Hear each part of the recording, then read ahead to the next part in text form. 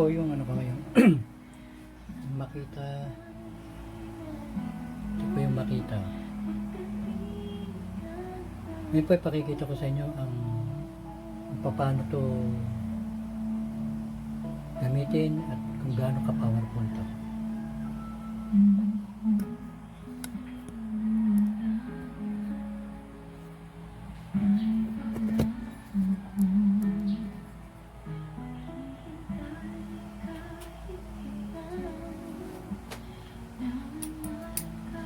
Yan yung kota.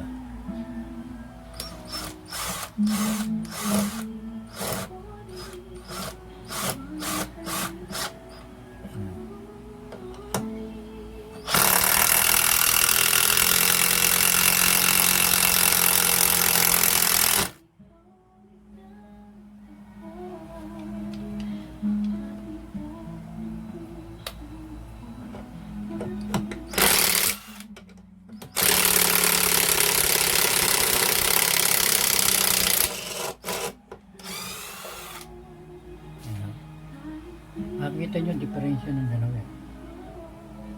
Ganong kabilis ito.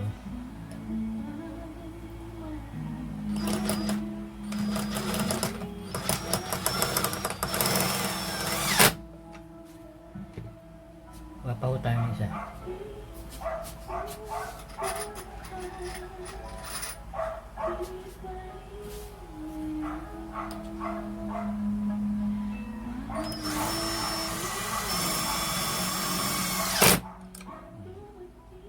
Kukumpara natin yung bilis ng ang bilis ko nito ng 18 volts impact wrench doon sa Makita impact drill na 14.4 volts. Ito po ang nagamitin mo natin, ang 18 volts.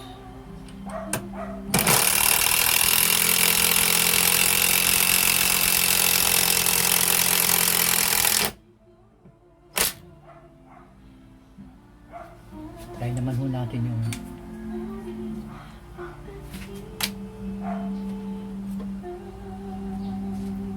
try naman po natin to itong 14.4 volts.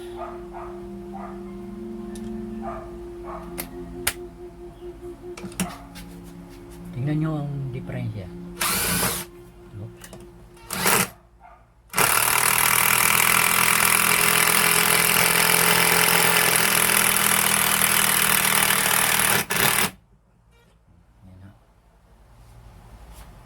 Titingnan natin, mukhang parang parehas lang po eh. Pero po ito merong a certain volt na kaya. Ito may limit lang po ito eh. May limit lang po na kayong luwagan sa volt.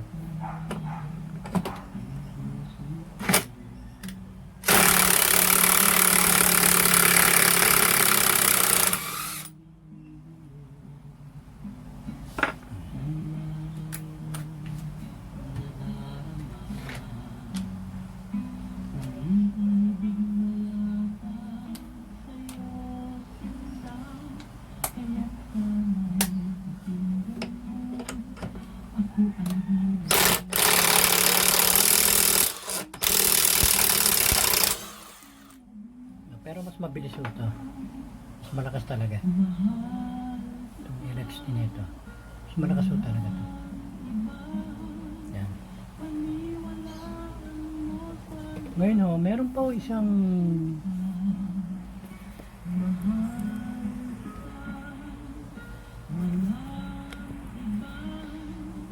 isang ibang klase ng drill. Ito yung tinatawag na rotary hammer drill. Ito po. Rotary hammer drill. Ito po yung Inco. Inco. Medyo may kalakihan lang naman ito. Pero ito, nagamit ko to, proven to. Talagang pang pang chip in. Lalo na sa drilling.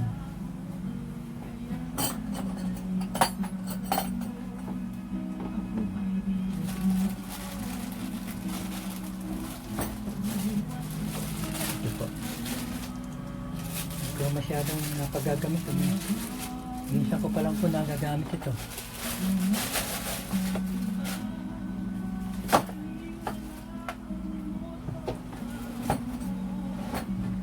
Ayan po.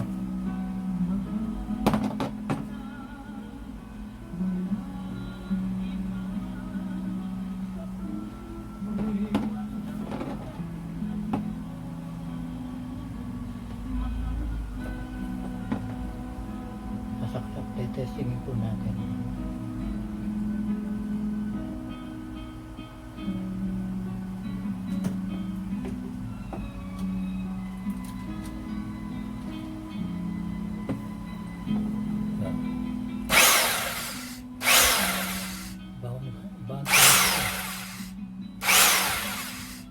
Ang mga bala po nito ay yung tinatawag ni SDS.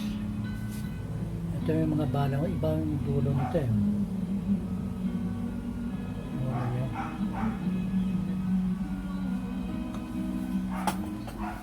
Ito po, kinakabit dito. Tapos, ito naman o, ubran yung rotate.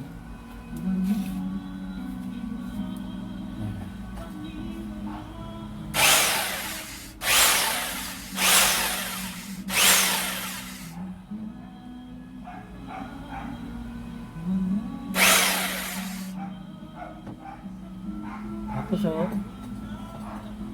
pwede rin mo ito kapitan ng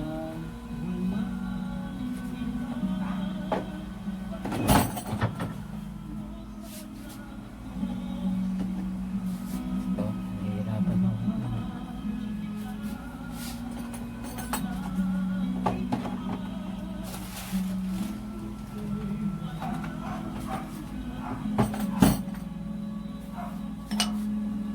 Ito chisel. Meron ako ito yung pointed.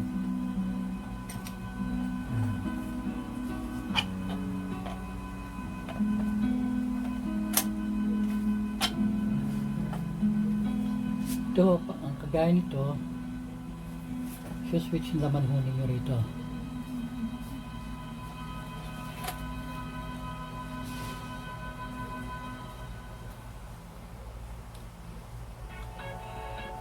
Ito lang, switch nyo itong to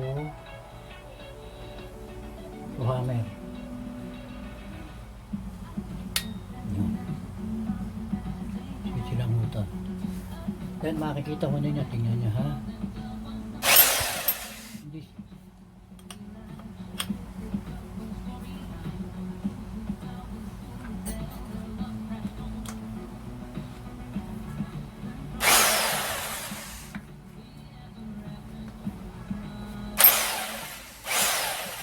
Ayan, makikita mo.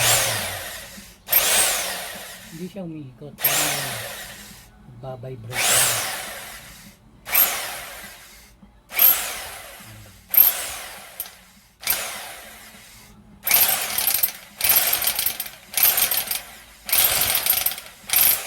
Pag dumikit sa concrete yan, parang nagmamasa yan. Napakagaling nga. Yan. Medyo kami kabigatan nga lang doon sa isang klaseng hammer rotary drill. Ang DIY o, ang mahusay na hindi ko alam kung tiubrang pang industrial. Hindi ko alam kung heavy duty to. Siguro sa mga nakaranas ho ng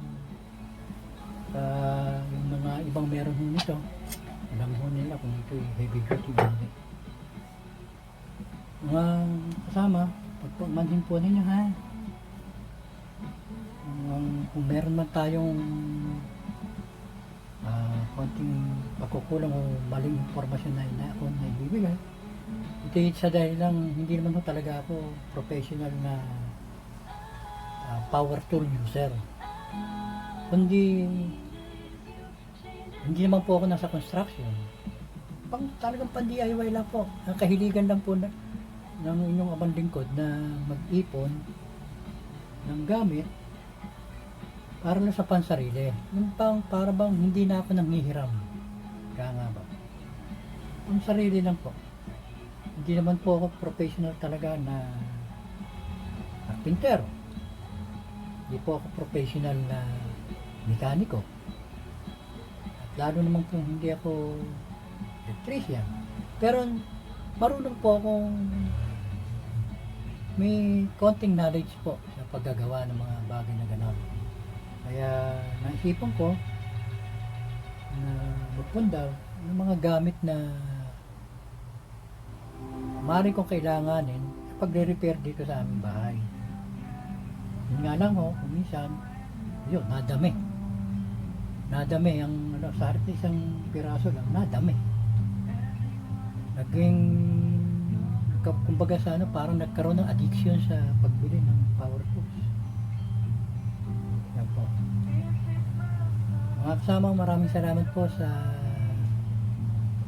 inyong pagpanood sa aking video. Sa susunod po ulit. Maraming salamat.